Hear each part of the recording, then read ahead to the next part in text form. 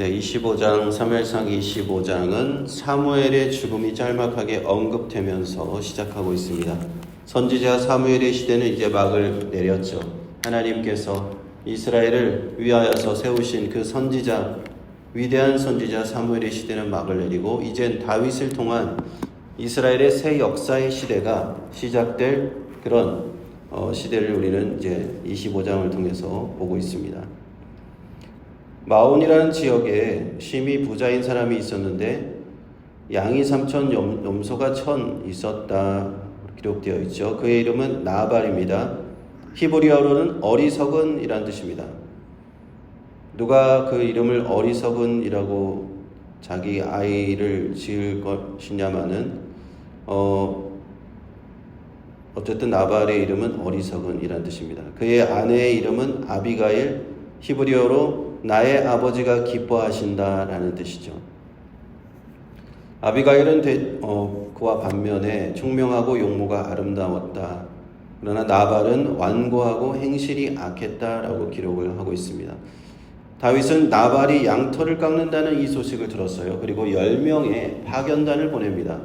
유대 문화에서 10명을 보냈다라는 것은 매우 격식을 갖춘 의전을 수행했다라는 것을 의미합니다. 최대한 예우를 갖춰서 나발에게 자신의 전령을 보냈다는 것이죠. 그리고는 얘기하죠. 나발의 목자들이 이전에 양털을 깎을 때 다윗은 자신의 사람들에게 당부해서 그들을 잘 보호해 주도록 했다. 그래서 우리에게도 좀 선대해 달라. 그러면서 약간의 음식과 이런 것들을 요청을 합니다. 다윗은 나발의 집안을 해치거나 거액의 재물을 요구한 것은 아니었습니다. 당장 다윗이 지금 워낙 위급한 상황이고 날마다 이렇게 쫓겨다니는 상황이다 보니까 양식이 항상 없을 거 아니에요. 600명이나 되는 사람들을 먹여야 되니까. 그래서 이제 굉장히 부자인 나발에게 좀 도움을 요청한 것이죠. 당장 그들에게 필요할 양식만 좀 달라 하는 것이었습니다. 그런데 나발은 다윗의 이러한 정중한 요청에 어리석은 대답을 해줍니다. 단순히 그냥 거절한 것도 아니고 다윗을 모욕하는 발언을 서슴지 않고 했어요. 다윗이 누구냐? 이새의 아들은 누구냐? 이 사무엘상에서 볼 때 이새의 아들이라는 호칭이 항상 다윗을 비하할 때 쓰입니다. 다윗을 비하할 때 여러 번 사용되는 걸 우리가 볼 수 있어요. 다윗을 업신여기는 발언을 한 것이죠. 요즘 주인에게서 억지로 떠나는 종이 많다.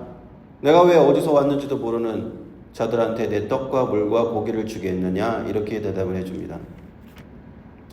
나발이 다윗을 몰랐을까요? 몰랐을 리가 없죠. 다윗같이 유명한 사람을 몰랐을 리가 없습니다. 그러나 다윗이 쫓기고 있다는 사실을 알았고 자신은 어쩌면은 사울 왕에 결탁되어 있기 때문에 이런 발언을 한 것이라 우리는 그냥 추측을 해볼 수가 있습니다. 13절을 한번 보시면 다윗이 자기 사람들에게 이르되 너희는 각기 칼을 차라. 각기 칼을 차매 다윗도 자기 칼을 차고 400명가량 데리고 올라가고 200명은 소유물 곁에 있게 하니라. 자, 여기서 우리는 다윗의 인간적인 면모를 볼 수가 있어요. 자신을 모욕하는 말을 전해 들었죠. 분노가 치밀어 올라서 즉시 보복하기 위해서 400명을 무장시키고 나발을 치러 갑니다. 블레셋과의 전쟁에서 수많은 전쟁터를 누비고 다녔던 장군이었어요. 다윗은. 나발 하나 정도 처리하는 것은 정말 시군죽 먹기죠. 다윗에게는. 그렇게 말을 했습니다. 그리고 다윗은 내가 그에게 선을 행하였는데 나에게 악으로 갚는구나. 내일 아침까지 그에게 속한 남자 중에 한 사람도 살려두지 않겠다. 사울에게 쫓기고 있었던 다윗, 하나님을 의지하고 하루하루 버티고 있었던 다윗에게 이러한 모욕적인 언사를 듣자 그 다윗도 이성을 잃어버린 상황이 되어버렸어. 만일에 이렇게 그대로 가서 다윗이 나발에게 복수하고 그들을 다 죽였다면 다윗이 우리가 지금까지 보아왔던 다윗의 그 하나님 앞과 사람 앞에서 다윗이 쌓아왔던 그 아름다운 명성은 다 이제 더럽혀지게 되는 것이죠. 아, 다윗도 어쩔 수 없는 그런 사람이구나라고 이제 생각하게 되겠죠. 그때 등장하는 사람이 총명한 여인 아비가일이 등장합니다. 재빨리 다윗에게 떡과 포도주와 고기를 보내고는 자기도 나귀를 타고 다윗을 만나러 갑니다.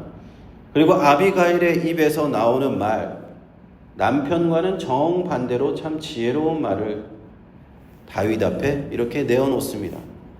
잠언 12장 18절에 이런 말씀이 있죠. 칼로 찌름같이 함부로 말하는 자가 있거니와 지혜로운 자의 혀는 양약과 같으니라. 남편 나발은 칼로 찌름과 같이 함부로 말하는 그런 사람이었어요. 그러나 아비가일의 혀는 어땠습니까? 양약을 아주 좋은 약과 같은 아주 지혜로운 말을 하는 그런 사람이 아비가일이었다. 그 아비가일의 지혜로운 말을 들어보면은 다윗의 분노를 가라앉히기에 충분히 지혜로운 말들이었습니다. 29절 한번 보시면 사람이 일어나서 내 주를 쫓아 내 주의 생명을 찾을지라도 내 주의 생명은 내 주 하나님의 여호와와 함께 생명싸개 속에 쌓였을 것이요 내 주의 원수들의 생명은 물매로 던지듯 여호와께서 그것을 던지시리다. 아비가일은 잘 알고 있었어요. 사울이 다윗을 죽이려고 한다는 사실 물론 잘 알고 있었습니다. 그리고 다윗에게 그런 일이 일어나지 않을 것입니다. 하나님이 도와주실 겁니다. 다윗을 축복하여 줍니다. 다윗의 생명이 여호와 하나님의 생명 싸개 안에 쌓여 있다. 그 싸개 하나님께서 생명 싸개 안에 쌓여 있기 때문에 다윗의 생명은 누구도 해칠 수 없다. 그리고 이번 일을 용서해 주신다면 훗날 다윗이 이스라엘의 왕이 되었을 때 다윗의 마음에 아무것도 꺼리끼는 것이 없을 겁니다. 무죄한 피를 흘려서 마음에 걸리는 것도 없을 것이 되겠습니다. 하고 지혜롭게 이런 일을 좀 참아달라, 이번 일을 좀 참아달라 라고 얘기를 한 겁니다. 그 얘기를 듣고 다윗은 즉각적으로 이렇게 응답합니다. 그 다윗의 응답을 보면 다윗은 매우 깊은 신앙적인 절제력을 갖고 있었구나. 다윗도요, 보통 사람처럼 이성을 잃을 때가 있었던 것이죠. 피해 복수를 하려고 갔지만 이 아비가일의 말을 듣고 곧 정신을 차려서 그 신앙적인 절제력을 발휘합니다.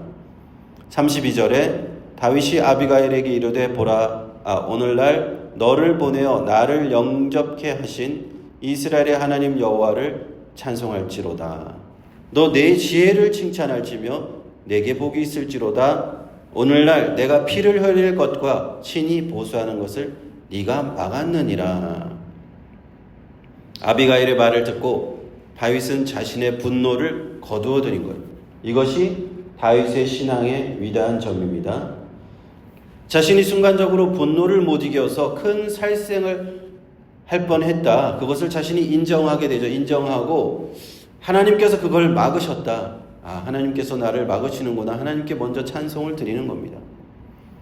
하나님께서 특별하게 이제 곧 이스라엘의 왕이 될 다윗을 무고한 피 흘림으로 인해서 다윗이 명성이 더럽혀지지 않도록 이 여인을 보내셨구나 하는 것을 다윗은 깨달은 겁니다.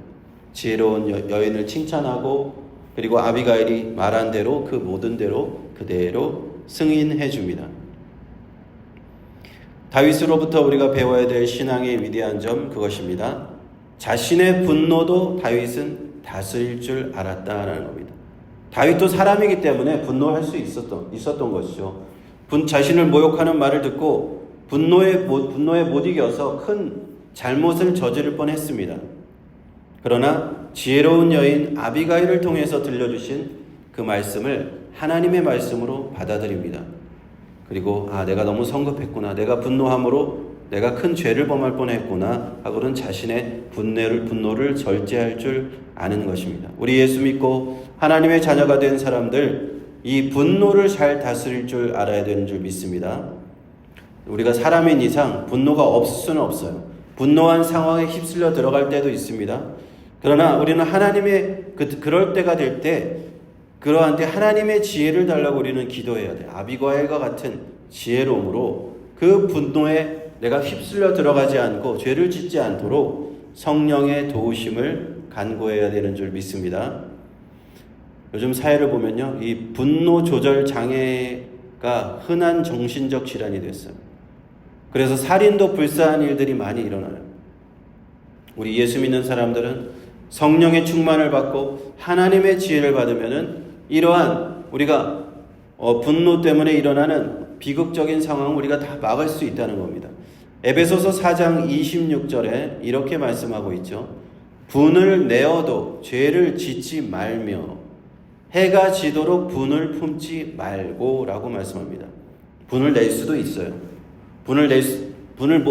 우리가 희로애락의 기본적인 감정이잖아요. 우리가 인간이 기쁘고 슬프고 화를 낼 수도 있고 화가 날 때도 있고 다 그런 때가 있습니다. 그것도 또 화가 날 때는 화를 잘 또 이렇게 잘 풀어야 돼요. 잘 풀어야 되고 자기만의 방법으로 뭐 운동을 한다든지 아니면은 친구를 만나서 뭐 수다를 떤다든지 아니면 누구한테 좀 상담을 받는다든지 분을 낼 수도 있지만 그거를 죄를 짓는 데까지 연결시키지 말라는 것이 하나님의 말씀입니다. 분을 내어도 죄를 짓지 말고 그리고 분을 계속 품고 있지 말라. 많은 범죄의 그 경우를 보면은 분을 계속 품고 있고 계속 쌓아놓고 있다가 그것이 폭발해서 막 큰 사단이 나는 경우가 많습니다. 그래서 해가 지도록 분을 품지 말라고 성경은 말씀합니다. 분노를 키우지 말고 기도하고 그것을 빨리빨리 해결하라는 거예요. 빨리빨리 해결하고 성령님의 도우심을 구하고 기도함으로써 하나님께 지혜를 구하고 그것을 다스려라 하는 것입니다. 우리 다윗이 그렇게 자기의 분을 다스리고 죄를 짓지 않는 그 산에서 딱 다스리잖아요. 아비가일이 찾아와서 그 지혜로운 말로 다윗은 그 죄를 짓는 그 경계에서 멈췄습니다. 우리도 그 다윗의 지혜를 배워야 됩니다. 오늘 말씀을 통해서 우리는 분노가 일어나는 상황, 그런 상황에 우리 하나님 앞에 자제력, 하나님 앞에 악화되는 그런 어떤 일이 발생하려고 할 때 첫 번째로는 아비가일의 지혜를 배워야 됩니다. 하나님께서 주신 그 지혜의 말로 특히 아내 되는 분들, 아비가일은 또 지혜로운 여인이었잖아요. 남편들의 이 분노를 좀 자제시킬 수도 아셔야 됩니다. 그리고 우리 주변에 내가 저 사람이 좀 분노를 좀 자제시켜야겠다 하는 그런 지혜로운 여인의 지혜를 우리 함께 배우시기 바랍니다. 꼭 그게 남편이 될 수도 있고 아내가 될 수도 있고 또 주변에 어떤 친구가 될 수도 있고 함께 우리 성도가 될 수도 있죠. 우리가 어떤 사람을 이렇게 또 이렇게 좋은 말로 타이르면은 되는 것이죠.